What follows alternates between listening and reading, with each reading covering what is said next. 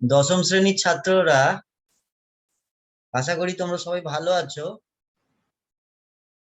তো আগের দিন আমি তোমাদের গোলকের সূত্রাবলী করিয়েছিলাম, অর্থাৎ গোলকের ফর্মুলাগুলো করিয়েছিলাম।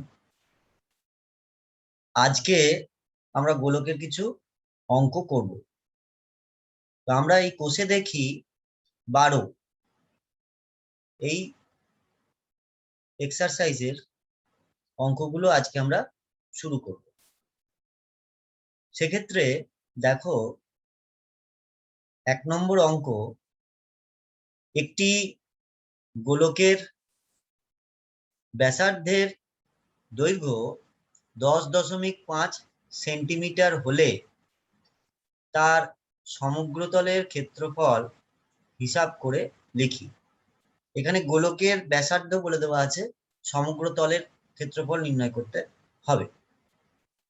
দেখো আমরা কিভাবে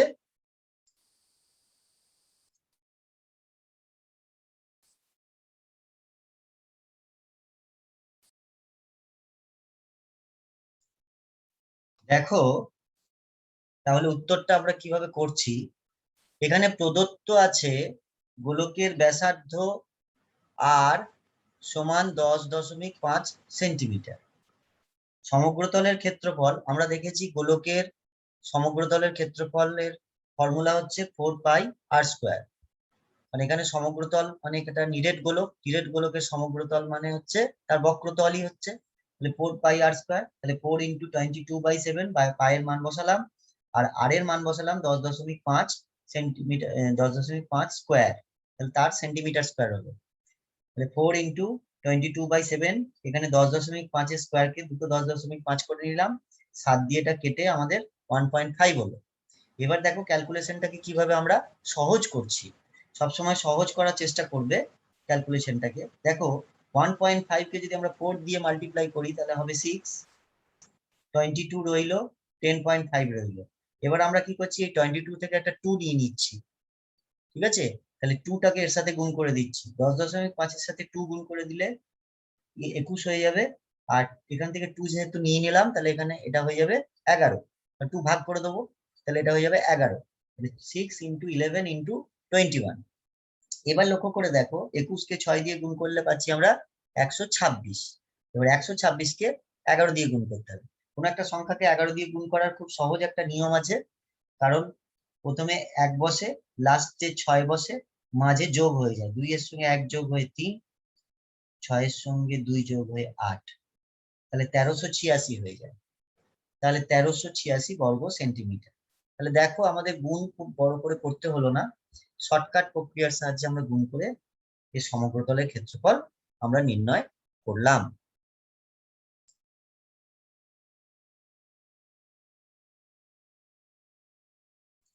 দু নম্বর অঙ্ক দেখো, একটি চামড়ার বল তৈরি করতে প্রতি বর্গ সেন্টিমিটার 17.5 টাকা হিসেবে 431 টাকা 20 পয়সা লেগেছে। বলটির ব্যাসের দৈর্ঘ্য নির্ণয় করো।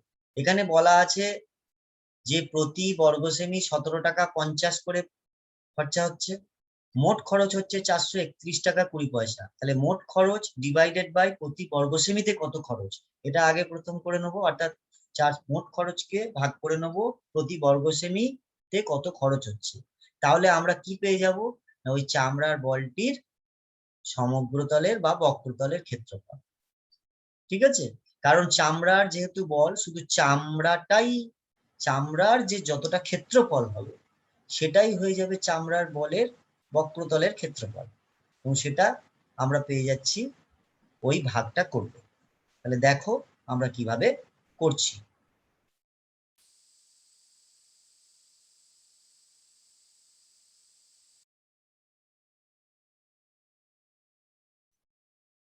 এবার দেখো এখানে প্রদত্ত আছে প্রতি বর্গ সেমিতে খরচ হচ্ছে 17 টাকা 50 পয়সা, মোট খরচ হচ্ছে 431 টাকা 20 পয়সা। তাহলে আমি এক্ষুনি বললাম যে বলটির সমগ্রতলের ক্ষেত্রফল তাহলে কত হবে, মোট খরচ ডিভাইডেড বাই প্রতি বর্গ সেমিতে কত খরচ, তাহলে সেটা আমরা করে রেখে দিলাম। তাহলে বলটির সমগ্রতলের ক্ষেত্রফল হলো এটা ডিভাইডেড বাই এটা বর্গ সেন্টিমিটার। আমরা এখানে কিন্তু কাটাকুটি করব না, কারণ কাটাকুটি আমরা লাস্টে করব, কারণ এখানে আমরা একটা শর্ত পাবো।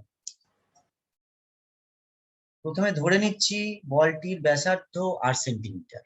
ওকে, তাহলে সমগ্রতলের ক্ষেত্রফলের কি সূত্র? 4 পাই আর স্কয়ার।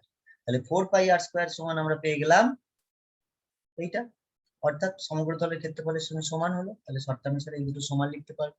তাহলে এখানে একটা সমীকরণ পেয়ে গেলাম, এই সমীকরণ থেকে আর এর মান নির্ণয় করব। এখানে আর স্কয়ার আমরা পেয়ে যাচ্ছি। বেশ, তাহলে আমরা পাই এর মান বসিয়ে দিলাম 22/7, আর এখানে দেখো একটা দশমিক সরিয়ে দিলাম, অর্থাৎ ওপর নিচেকে 10 দিয়ে গুণ করলাম। তাহলে 4312 ডিভাইডেড বাই 175। এবার আর স্কয়ার, তাহলে এইগুলোকে আমরা ডান দিকে নিয়ে চলে যাব।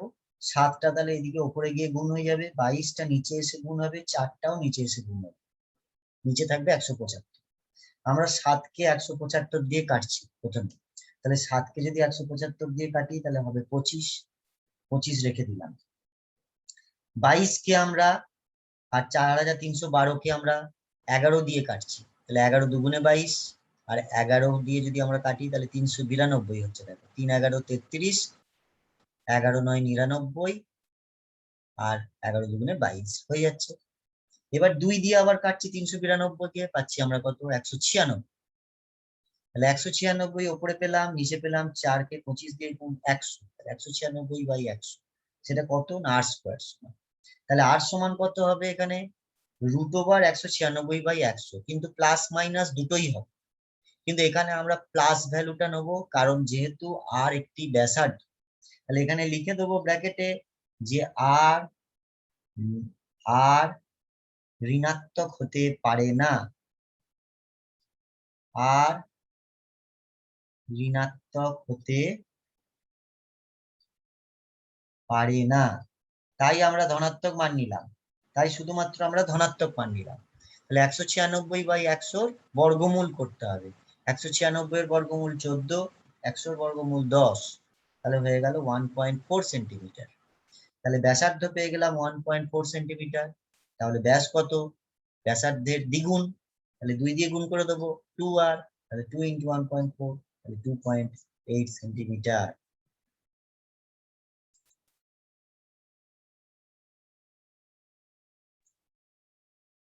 তিন নম্বর অঙ্ক এবার দেখো। স্কুলে শর্টপাট খেলার জন্য যে বলটি ব্যবহার করা হয় তার ব্যাসের দৈর্ঘ্য 7 সেন্টিমিটার হলে বলটিতে কত ঘন সেমি লোহা আছে হিসেব করে লিখি। তাহলে এই যে কত ঘন সেমি লোহা আছে, তার মানে এখানে আয়তন নির্ণয় করতে বলেছে বা ঘনফল নির্ণয় করতে হবে। এবং যে বলটি আমরা ব্যবহার করছি সেই বলটি একটি নিরেট গোলক। তাহলে নিরেট গোলকটির ব্যাস বলে দেওয়া আছে 7 সেন্টিমিটার। তাহলে ব্যাস থেকে আমরা ব্যাসার্ধ নির্ণয় করার পর আমরা ঘনফলের সূত্রে বসিয়ে দেব, তাহলেই আমরা উত্তর পেয়ে যাব।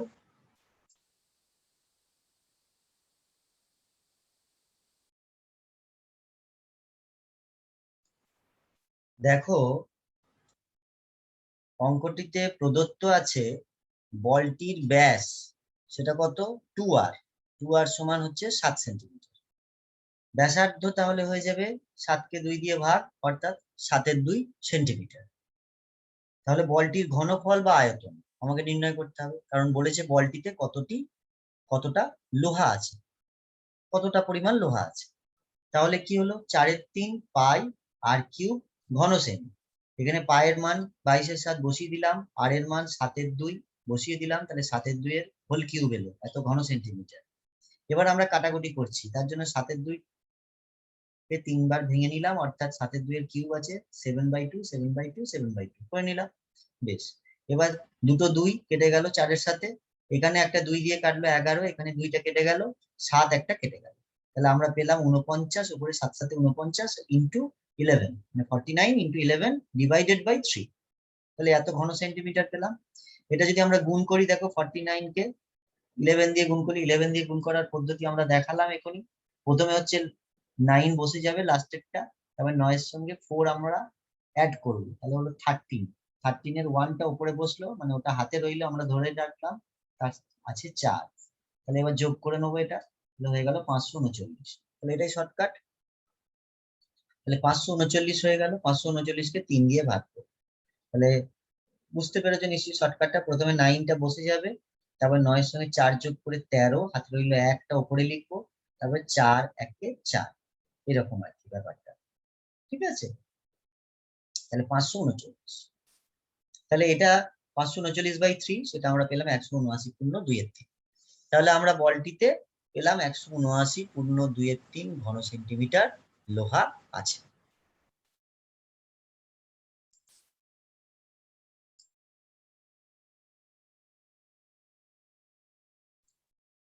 এবার 4-এর অঙ্কটা দেখো। বলছে 28 সেন্টিমিটার দৈর্ঘ্যের ব্যাস বিশিষ্ট একটি নিরেট গোলক জলে সম্পূর্ণভাবে নিমজ্জিত করলে যে পরিমাণ জল অপসারিত করবে তা নির্ণয় করে। এটা কিন্তু আমরা সেই আর্কিমিডিসের সূত্র পড়েছিলাম, যে কোনো বস্তুকে জলে নিমজ্জিত করলে বস্তুর আয়তনের সমান পরিমাণ জল বা সমপরিমাণ জল সে অপসারিত করবে। তাহলে আমরা কি পাচ্ছি, এখানে গোলকটিকে জলে নিমজ্জিত করেছি, অর্থাৎ গোলকটির সমপরিমাণ মানে গোলকটির আয়তনের সমপরিমাণ জল গোলকটি অপসারিত করবে। তাহলে কতটা জল অপসারিত হবে? গোলকের যেটা আয়তন হবে ততটা জলই কিন্তু অপসারিত হবে, তার মানে তত আয়তনের জলই অপসারিত হবে। তাহলে আমাকে কি করতে হচ্ছে, এখানে গোলকের আয়তন নির্ণয় করতে হবে। বেশ, দেখি তাহলে কিভাবে নির্ণয় করা যাবে।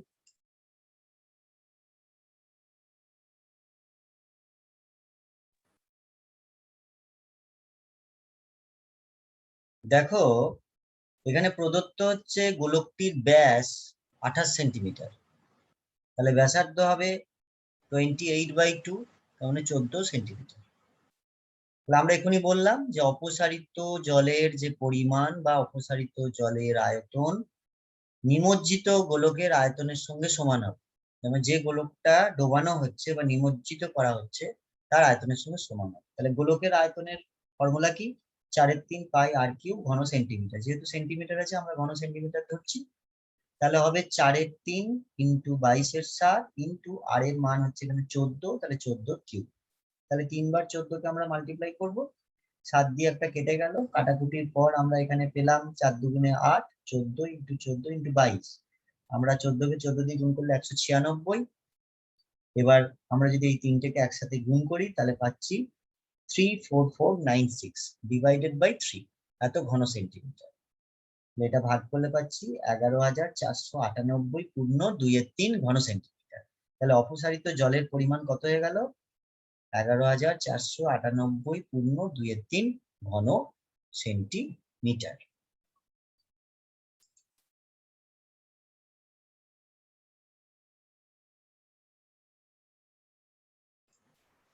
এবার দেখো, আমরা 5-এর অঙ্ক করব। কোনো গোলাকার গ্যাস বেলুন ফোলাবার সময়ে তার ব্যাসার্ধের দৈর্ঘ্য 7 সেন্টিমিটার থেকে 21 সেন্টিমিটার হলে বেলুনটির পূর্বের ও পরের সমগ্রতলের ক্ষেত্রফলের অনুপাত নির্ণয় করি। তাহলে প্রথমে ছিল সে 7 সেন্টিমিটার, তার মানে প্রথমে একটা সে ছোট ছিল গোলক, তারপরে সে আস্তে আস্তে বড় গোলকে পরিণত হলো। তাহলে প্রথমের যে গোলক তার সমগ্রতলের ক্ষেত্রফল নির্ণয় করব, এবং পরের যে গোলক সেটারও সমগ্রতলের ক্ষেত্রফল বার করে তার অনুপাত নির্ণয় আমরা করব। তাহলে দেখি কিভাবে করা যায়।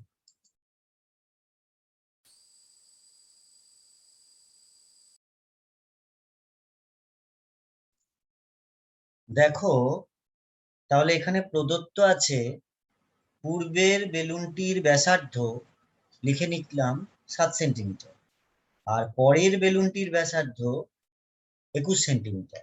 তাহলে আমরা কি করছি না, যে প্রদত্ত ব্যাসার্ধগুলি আছে সেগুলি লিখে নিলাম। এরপরে কি করছি, পূর্বের বেলুনটির সমগ্রতলের ক্ষেত্রফল নির্ণয় করছি। সেটা হবে 4πr², আর মানে হচ্ছে এখানে ব্যাসার্ধ, 4π ইন্টু ব্যাসার্ধের স্কোয়ার, তাহলে 4π ইন্টু 7² বর্গ সেমি। আর পরের বেলুনটির সমগ্রতলের ক্ষেত্রফল 4 পাই ব্যাসার্ধের স্কোয়ার, তাহলে পরের বেলুনটির ব্যাসার্ধ 21, তাহলে 4 পাই 21 স্কোয়ার বর্গ সেন্টিমিটার। তাহলে তাদের ক্ষেত্রফলের অনুপাত কত হবে? 4 pi 7 square divided by 4 pi 21 square. কারণ অনুপাত মানেই তাকে আমরা ভাগ আকারে প্রকাশ করতে পারি। 4 পাই কেটে গেল, তাহলে 4 কেটে গেল, পাই পাই কেটে দিলাম, উপরে 7 স্কোয়ার মানে হচ্ছে 7 ইন্টু 7, নিচে 21 স্কোয়ার মানে 21 ইন্টু 21। 7 এর সঙ্গে 21 ক্যান্সেল হয়ে 3 হলো, 7 এর সঙ্গে আরেকটা 21 ক্যান্সেল হয়ে 3 হলো, তাহলে 3 3 আর 9 মানে 3 3 কে 9 হলো, উপরে আছে 1, তাহলে 1/9। 1/9 কে আমরা অনুপাতের আকারে লিখলাম 1:9, তাহলে তাদের ক্ষেত্রফলের অনুপাত কত হয়ে গেল? 1:9।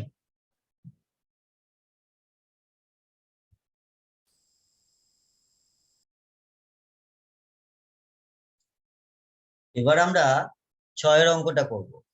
6 অঙ্কে দেখো, অর্ধ গোলাকৃতি একটি বাটি তৈরি করতে 127.27 বর্গ সেন্টিমিটার পাত লেগেছে। বাটিটির মুখের ব্যাসের দৈর্ঘ্য হিসাব করে লিখি। তাহলে এখানে কিন্তু অর্ধ গোলাকৃতি একটি বাটি বলেছে, বাটির ক্ষেত্রফল কি হবে সেটা আমরা আগে শিখেছি, দেখি কি হয়।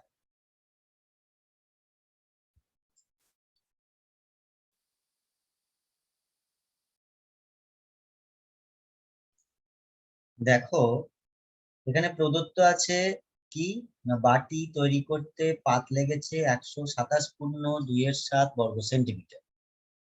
ধরি বাটিটির মুখের ব্যাসার্ধ হচ্ছে 8 সেন্টিমিটার, অর্থাৎ এই বাটিটার মুখের ব্যাসার্ধ আমরা 8 সেন্টিমিটার ধরে নিলাম। মুখের ব্যাসার্ধ বলতে এটা আমাকে নির্ণয় করতে হবে ব্যাস, পরবর্তীকালে আমরা 2 × r করে দেবো। এখন বাটির ক্ষেত্রে কি হয়, এই জায়গাটা ফাঁপা, শুধুমাত্র এই চারপাশ, অর্থাৎ এই যে বাইরের এই বক্রতল, সেই বক্রতলের ক্ষেত্রফলটাই কিন্তু আমাদের বাটি তৈরি করতে পাত লেগেছে, সেটাই কিন্তু। তাহলে সেটা কত হয় আমরা জানি, 2πr²। তাহলে 2πr² সমান শর্তানুসারে এসে যাবে 127.27। তাহলে 2πr² সমান 127.27। পায়ের মান বসালাম 2 × 22/7 × r², এবং এটাকে আমরা মিশ্র ভগ্নাংশ আছে সেটাকে আমরা এইভাবে করে নিলাম। এটা করলে 127 কে 7 দিয়ে গুণ করে 2 যোগ করলাম, ঠিক আছে। অর্থাৎ এটা একটা ইমপ্রপার ফ্র্যাকশনে কনভার্ট করলাম। এরপরে দেখো r² কত পাচ্ছি, তাহলে 891/7 আছে, আর এইগুলো উল্টে যাচ্ছে। এইবারে 7 7 কেটে গেল, 2 দিয়ে 11 দিয়ে কাটছি, 11 2 × 22, 11 দিয়ে এটা কাটলে 81, তাহলে উপরে পাচ্ছি 81, নিচে পাচ্ছি 4। তাহলে লক্ষ্য করে দেখো, যখন r নির্ণয় করব তখন আমরা 81/4 এর আমরা কি করব, 81/4 এর বর্গমূল করব। তাহলে 81 বর্গমূল করলে পাচ্ছি 9, আর 4 বর্গমূল করলে পাচ্ছি 2। তাহলে এখন 9 2 হচ্ছে, কিন্তু প্লাস মাইনাস হওয়ার কথা, কিন্তু এখানে প্লাস মাইনাস হবে না, কারণ আর কখনো ঋণাত্মক হতে পারে না, তাই 8 ≠ -9/2। অর্থাৎ 8 তো ব্যাসার্ধ ঋণাত্মক হতে পারে না, তাই আমরা এটা কারণটা ডান দিকে লিখে নিলাম। তাহলে 2r সমান কত হবে, তাহলে r সমান যদি 9 2 হয়, 2r হবে একে 2 দিয়ে গুণ, তাহলে 2 গুণ 9 2, 2 2 কেটে গেল, তাহলে আমাদের এসে গেল 9 সেন্টিমিটার। তাহলে বাটিটির মুখের যে ব্যাস, এখানে ব্যাসার্ধ নয় ব্যাস নির্ণয় করতে বলেছে, তাই আমরা 2 দিয়ে গুণ করলাম, তাহলে ব্যাস হয়ে গেল 9 সেন্টিমিটার বা 9 সেন্টিমিটার।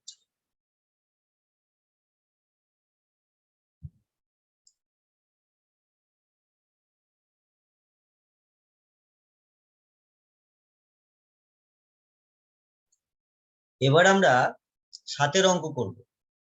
7 অঙ্কে বলছে একটি নিরেট লোহার গোলার ব্যাসার্ধের দৈর্ঘ্য 2.1 সেন্টিমিটার। ওই গোলাটিতে কত ঘন সেন্টিমিটার লোহা আছে তা হিসেব করে লিখি, এবং ওই লোহার গোলার বক্রতলের ক্ষেত্রফল নির্ণয় করি।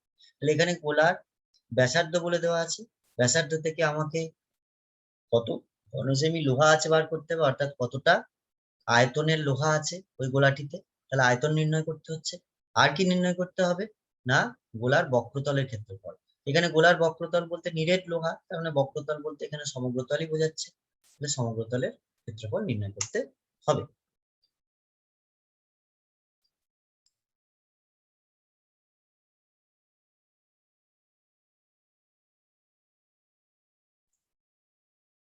দেখো 7 অঙ্কটাতে তাহলে লোহার গোলার ব্যাসার্ধ যেটা আমাদের প্রদত্ত, তাহলে আমরা লিখছি এখানে প্রদত্ত লোহার গোলার ব্যাসার্ধ হচ্ছে আর, যেটা ধরে নিচ্ছি 2.1 সেন্টিমিটার। তাহলে গোলাটিতে লোহা আছে, তার মানে লোহার পরিমাণ আছে, মানে এটা ঘনফল নির্ণয় করতে হবে। তাহলে লোহার গোলাটির ঘনফল হচ্ছে 4/3 পাই আর কিউব ঘন সেন্টিমিটার।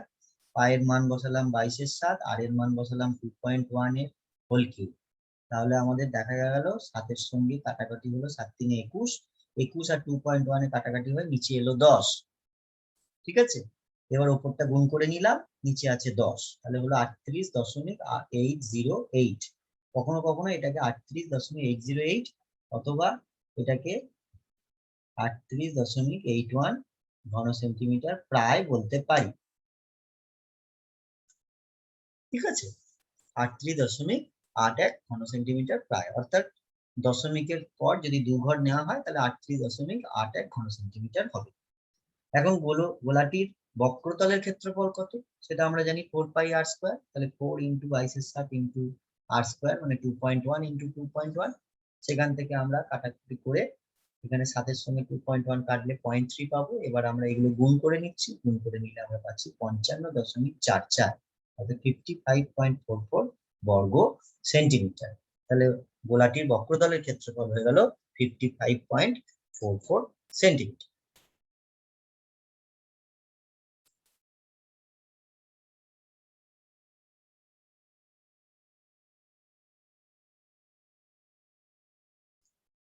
দেখো এরপর 8-এর অঙ্কটা বলছে একটি নিরেট সীসার গোলকের ব্যাসের দৈর্ঘ্য 14 সেন্টিমিটার। এই গোলকটি গলিয়ে 3.5 সেন্টিমিটার দৈর্ঘ্যের ব্যাসার্ধে কতগুলি নিরেট গোলক তৈরি করা যাবে হিসেব করে লিখি। তাহলে দেখো এখানে একটা বড় গোলক আছে, সেই গোলকটাকে গলিয়ে আমরা কতগুলো ছোট ছোট গোলক তৈরি করছি। তাহলে বড় গোলকটার মোট আয়তন যেটা হবে সেটাই ওই ছোট গোলকগুলির মোট আয়তনের সঙ্গে সমান হবে, অর্থাৎ বড় গোলকের থেকেই তো আমরা ছোট গোলকগুলো তৈরি করলাম। তাহলে ছোট গোলকগুলির মোট যে আয়তন হবে, সবকটা গোলকের আয়তনের যে যোগফল হবে সেটাই হয়ে যাবে বড় গোলকটির আয়তনের সঙ্গে সমান। তাহলে আমরা যদি বড় গোলকটির আয়তন নির্ণয় করি, একটি ছোট গোলকের আয়তন নির্ণয় করে ভাগ করে দিই, তাহলে আমরা গোলকের সংখ্যা পেয়ে যাব, মানে মোট কতগুলো গোলক তৈরি করা যাবে সেটা আমরা পেয়ে যাব।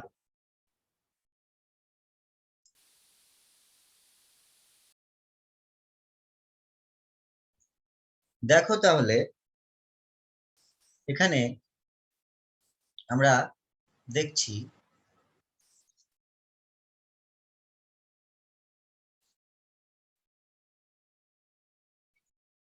কি প্রদত্ত আছে না, প্রদত্ত হচ্ছে নিরেট সীসার গোলকটির ব্যাস হচ্ছে 14 সেন্টিমিটার, মানে যে বড় গোলকটি, তাহলে তার ব্যাসার্ধ কত হবে 14/2 মানে 7 সেন্টিমিটার। এবার ছোট নিরেট যে গোলকগুলো তার প্রত্যেকটির ব্যাসার্ধ কত বলা আছে 3.5 সেন্টিমিটার। তাই এই দুটোই হচ্ছে প্রদত্ত, তাহলে এখানে এবং লিখে দিই, তাহলে এটা প্রদত্ত।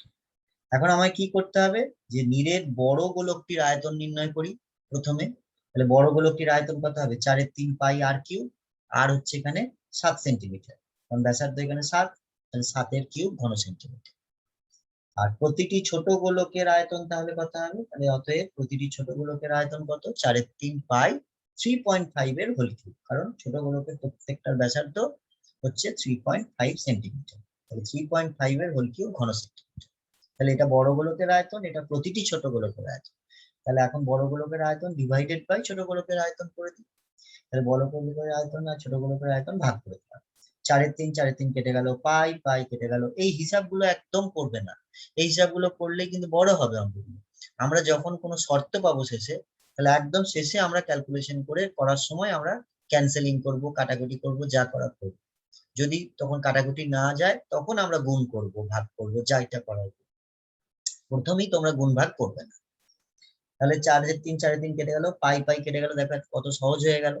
7-এর কিউব মানে 3টে 7, আর 3.5 এর কিউব মানে 3টে 3.5, 3.5 এক একটা 2 দিয়ে কেটে যাবে, কারণ 3.5 কে 2 দিয়ে গুণ করলে 3.5 কে 2 দিয়ে গুণ করলে 7 হয়, তাহলে এক একটা 2 দিয়ে কেটে গেল, তাহলে 3টে 2 পেলাম। 3টে 2 মানে 2 দুগুণে 4, 4 দুগুণে 8, তাহলে 8টি আমরা গোলক তৈরি করতে পারবো।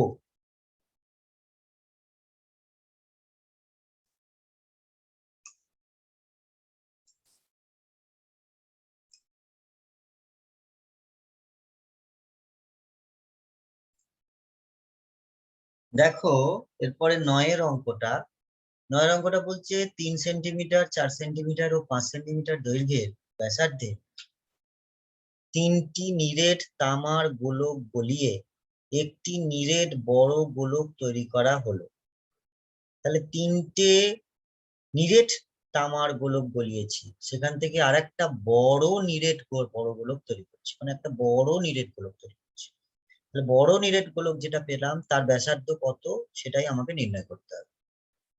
তাহলে আমরা এই 3টে যে ছোট ছোট তামার গোলক গলিয়েছি তাদের 3জনের ক্ষেত্রফল নির্ণয় করব, সেই আয়তন নির্ণয় করব, সেই 3টের আয়তন আমরা যোগ করব, সেই 3টের আয়তন যোগ করার পর যে মোট আয়তন পাবো সেটাই হয়ে যাবে বড় গোলকের আয়তন।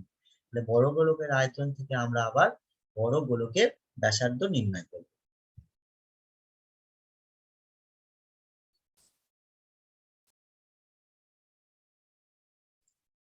দেখো তাহলে 9 দাগেরটা প্রদত্ত আছে কি, ছোট গোলকগুলির ব্যাসার্ধ যথাক্রমে 3 সেন্টিমিটার, 4 সেন্টিমিটার ও 5 সেন্টিমিটার লিখে নিলাম।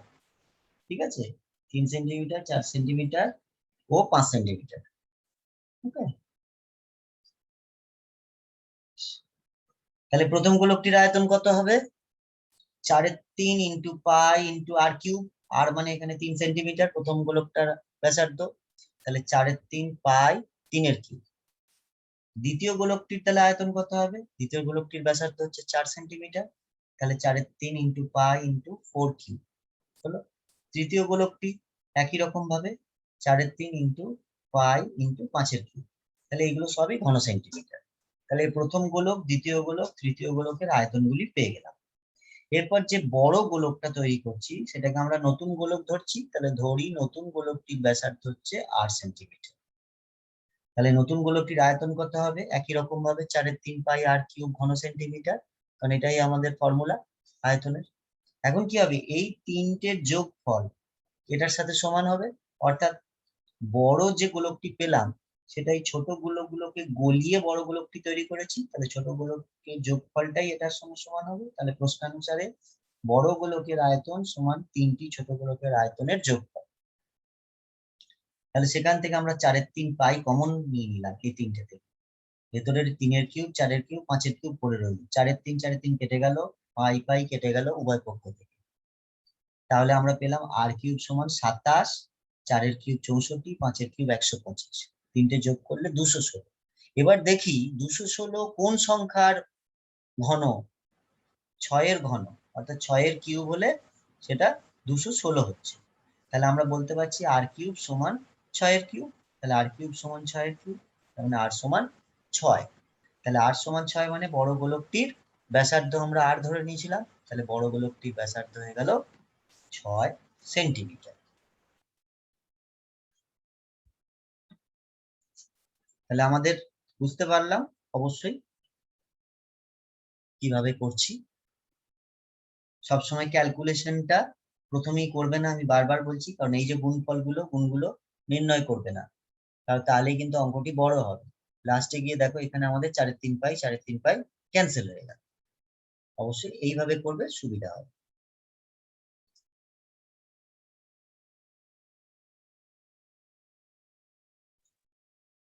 দেখো 10 অঙ্কটা এবার বলছে একটি অর্ধগোলাকৃতি গম্বুজের ভূমিতলের ব্যাসের দৈর্ঘ্য হচ্ছে 42 ডেসিমিটার। এর ভূমিতলের ব্যাসটা বলে দিচ্ছি।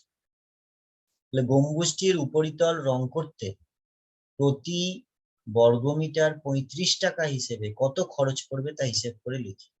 তা দেখো এখানে ব্যাসের দৈর্ঘ্য আছে ডেসিমিটারে, আর খরচটা লেখা আছে প্রতি বর্গমিটারে। তাহলে আমাকে এটা কিন্তু লক্ষ্য রাখতে হবে, কারণ দুটো আলাদা আলাদা একক আছে, একটা ডেসিমিটার, একটা বর্গমিটার। তাহলে ডেসিমিটারটাকে মিটারে কনভার্ট করে নিতে হবে, ঠিক আছে? তাহলে আমরা কি করব, অর্ধক গোলাকৃতি গম্বুজ, তার উপরিতল রং করতে হবে। এখানে উপরিতল বলতে তার বক্রতলটাকে বলা হচ্ছে। তাহলে গম্বুজের বক্রতল মানে হচ্ছে অর্ধ গোলকের বক্রতল, এটা আমায় নির্ণয় করতে হবে।